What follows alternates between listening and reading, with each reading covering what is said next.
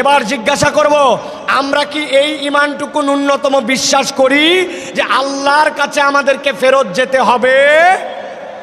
হাত তুলে আল্লাহকে দেখান, আল্লাহর কাছে আমাদেরকে ফেরত যেতে হবে।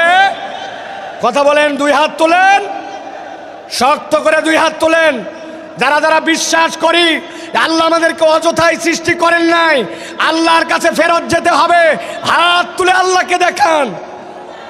থামেন, থামেন, এই বসো, হাত সোজা করেন, হাত সোজা করেন, হাত নামাবেন না, কোনো কথা বলবেন না, একটা কথা হবে না। আপনারা বসেন, বসেন, কেউ দাঁড়াই থাকবেন না, হাত সোজা করেন। হাত নামাতে বলি নাই, বসতে বলছি। সকলকে আমি 10 সেকেন্ড সময় দিলাম, আপনাদের যত কথা আছে 10 সেকেন্ড বলেন, কথা বলেন। এই ডানে মামে কথা বলেন, এই সামনে কথা বলেন, 10 সেকেন্ড, কথা শেষ, আপনাদের কথা শেষ।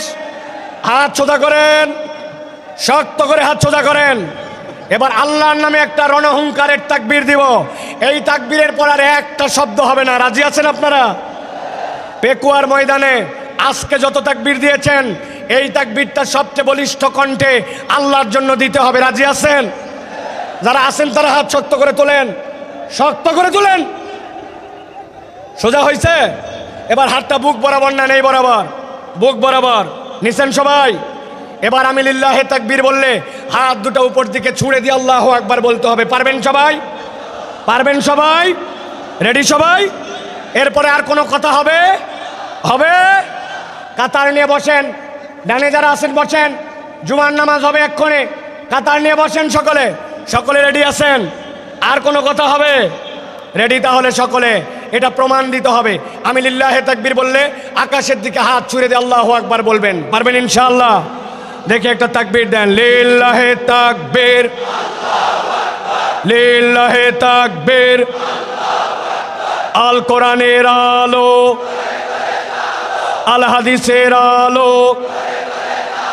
তোমার নেতা আমার নেতা, তোমার নেতা আমার নেতা, আলেম ওলামা যেখানে, আলেম ওলামা যেখানে, আল্লাহর আইন যেখানে, লিল্লাহে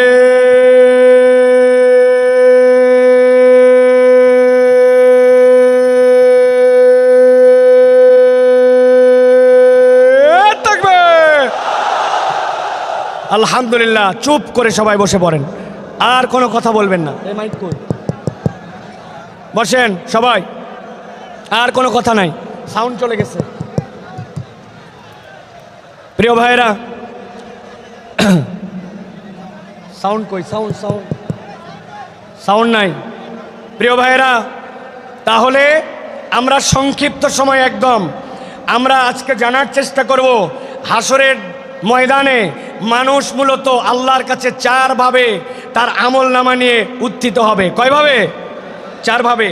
1 নম্বর, আল্লাহ বলছেন একদল লোক বিনা হিসাবে জান্নাতে যাবে, সুবহানাল্লাহ বলেন।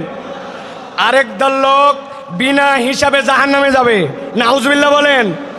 আরেক দল লোক হিসাব হবে, কিন্তু হিসাবটা আল্লাহ সহজ করে দিবেন, জান্নাতে যাবে। আরেক দল লোক হিসাব হবে, কিন্তু হিসাবটা এমন কঠিন হবে ওই ব্যক্তিরা আল্লাহ রাব্বুল আলামিনের কাছ থেকে নিষ্কৃতি পাবে না। এই 4 দলের মধ্যে সবচেয়ে সহজ দল হবে তারা, যেই মানুষগুলা আল্লাহ রাব্বুল আলামিনের কাছে গুনাহ থাকবে, অপরাধ থাকবে, কিন্তু আল্লাহ রাব্বুল আলামিন তাদেরকে ক্ষমা করে দিয়া বিনা হিসাবে জান্নাতে পাঠাবেন। আমরা বিনা হিসাবে জান্নাতে হতে চাই কিনা? চাই কিনা? ভালো করে খেয়াল করেন। আল্লাহ রাব্বুল আলামিন বলছেন একদল লোক আল্লাহ রাব্বুল আলামিনের সামনে গুনাহ খাতা থাকবে, কিন্তু আল্লাহর কাছে আসার আগে ওই মানুষগুলো আল্লাহর কাছে তওবা করেছে। আমার নবী বলছেন কেমন তওবা করছে জানো নাকি? আল্লাহ নবী বলছেন আত-তাইয়িবু মিনাজ যামবি কামান লা যামবালা, এমনভাবে তওবা করছে ওই বান্দাটার যেন গুনাহই ছিল না। আল্লাহ রাব্বুল আমিন বলছেন সূরা ফুরকানের মধ্যে, আল্লাহ বলছেন যেই বান্দাটা তওবা করবে, তওবা করার পরে ওই বান্দাটা আল্লাহ রাব্বুল আমিনের কাছে ক্ষমা চাবে। আল্লাহ রাব্বুল আমিনের কাছে যে ক্ষমা চাইবে সেইটা শর্ত মতো তার জন্য হওয়া লাগবে। আল্লাহ কোরআনে বলছেন ইল্লা মান তাবা ওয়া আমানা ওয়া আমিলা আমালান সালিহা ফাউলাইকা ইউবাদদিলুল্লাহু সাইয়্যাতিহিম হাসানাত। আমার আল্লাহ রাব্বুল আমিন বলছেন তাদের মধ্যে থেকে যারা তওবা করে আর তওবা করার পরে ঈমানের সাথে তওবা করেছে, তওবা করে বসে থাকে নাই, ওয়া আমিলা আমালান সালিহা, এরপরে বান্দা নেক কাজ করেছে, আর বান্দা ঈমানের সাথে যখন নেক কাজ করে আল্লাহ বলছেন রব তার তওবা কেমন পছন্দ করেন। আল্লাহ বলছেন ফাউলাইকা ইউবাদদিলুল্লাহু সাইয়্যাতিহিম হাসানাত, আল্লাহ তাদের যাবতীয় গুনাহ খাতা যা ছিল সবগুলাকে নেক দিয়ে পরিবর্তন করায় দিবেন। ওয়া কানাল্লাহু গফুরুর রহিমা, আল্লাহ বলছেন নিশ্চয় আল্লাহ রাব্বুল আমিন বান্দাদের জন্য গফুর ক্ষমাশীল, বান্দাদের জন্য দয়াদ্র। এত বড় মাহফিল আসলাম আর হই হই করলাম, জোরে জোরে স্লোগান দিলাম আর চলে গেলাম, কোনো লাভ হবে না আমাদের জন্য। ভালো করে বোঝেন, আল্লাহ রাব্বুল আমিন বলছেন আজকের ময়দানে আপনি আসছেন, আল্লাহর কাছে আপনি শপথ নেন রব্বুল আমিন আমার গুনাহ আছে, আমার অপরাধ আছে, আমার ভুল আছে, কিন্তু আমি আজকে তওবা করতেছি রব, তুমি আমার একমাত্র ইলাহ হিসাবে সাক্ষ্য দেওয়ার পরে আমার ভুল থেকে আমি সরে আসতে চাই। বান্দা যদি একবার আল্লাহকে ইলাহ হিসাবে গ্রহণ করে আর গ্রহণ করার পরে আল্লাহর কাছে তওবা করে রব্বুল আমিন বান্দাকে মাফ করে দিবে। মুফাসসিররা ব্যাখ্যা করেছেন ওয়াল্লাযীনা ইউওয়াহ্হিদুনাল্লাহ ওয়া লা ইয়াদউনা ওয়া লা ইয়াবুদুনা ইলাহান গায়রাহ, আল্লাহর কাছে ঈমান আনার মানে কি? আল্লাহর তাওহীদে আপনাকে অটল হতে হবে। আল্লাহ রাব্বুল আমিন ছাড়া কারোর সাথে ইবাদত করা যাবে না এবং আল্লাহ ছাড়া কাউকে ডাকা যাবে। বান্দা যদি এইটা করে আল্লাহ বলছেন বান্দা তোমার গুনাহ যত হোক আমি রব্বুল আমিন তোমাকে প্রকৃত তওবাকারী হিসাবে কবুল করে নিয়া আমি তোমাকে মাফ করে দিব। তবে একটা শর্ত আছে, বান্দার হক নষ্ট করা যাবে না, ঠিক কি না? আপনি দেশের টাকা বিদেশে পাচার করে দিবেন, আপনি দেশের হরিলুট করে ফেলবেন, রাস্তাঘাট খেয়ে ফেলবেন, আপনি দেশের বিভিন্ন জায়গায় জালিয়াতি করবেন, যেই প্রজেক্ট অল্প টাকায় হয় ওইটা 10 গুণ 20 গুণ বাড়াবেন, এরপরে শেষ বয়সে এসে আল্লাহর কাছে তওবা করবেন, মাপ পাওয়ার কোনো সুযোগ নাই। মনে করছেন দেশের থেকে হয়তো বেরিয়ে গেছি, পালায়ে গেছি আর মাপ পেয়ে গেছি, এত সোজা নয়। আমি আপনাদের কাছে জিজ্ঞাসা করতে চাই, আমেরিকা কি আল্লাহর দুনিয়ার ভিতরে না বাহিরে? কথা বললেন না, আমেরিকা আল্লাহর দুনিয়ার ভিতরে না বাহিরে? কানাডা কি আল্লাহর দুনিয়ার ভেতরে না বাহিরে? ফ্রান্স কি আল্লাহর দুনিয়ার ভেতরে না বাহিরে? আমাদের পাশের দেশটা কি আল্লাহর দুনিয়ার ভেতরে না বাহিরে? বললেন না যে আল্লাহর দুনিয়ার ভেতরে না বাহিরে? আপনি কেমনে ভাবলেন আশপাশে পালায় যে আমি চির মুক্তি পেয়ে গেলাম? আমি আমার ভাষায় বলি, ফুটবল খেলা মাঝে মাঝে শুরু হয় সেন্টার থেকে বল নিয়ে খেলতে খেলতে এপা ওপা করে ডিয়ের মধ্যে যায়, ডিয়ের মধ্যে থেকে এরপরে গোল দিকে কিক করে। আপনার কেবলমাত্র দৌড়ানি শুরু হয়েছে, এখনো বহুত দৌড়ানি বাকি আছে। আল্লাহর ধরা সবচেয়ে বড় ধরা, আল্লাহ ধরে না কিন্তু ধরলে আল্লাহ ছাড়ে না, ঠিক কিনা?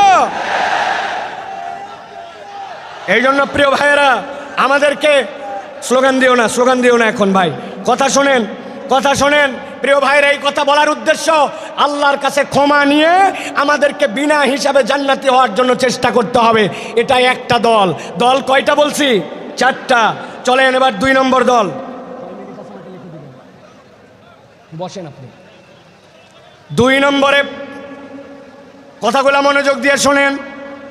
আল্লাহ রাব্বুল আমিন বলছেন একদল লোকের কোনো হিসাবই হবে না, বিনা হিসাবে জাহান্নামে ঢুকায় দেওয়া হবে। নাউজুবিল্লাহ বলেন।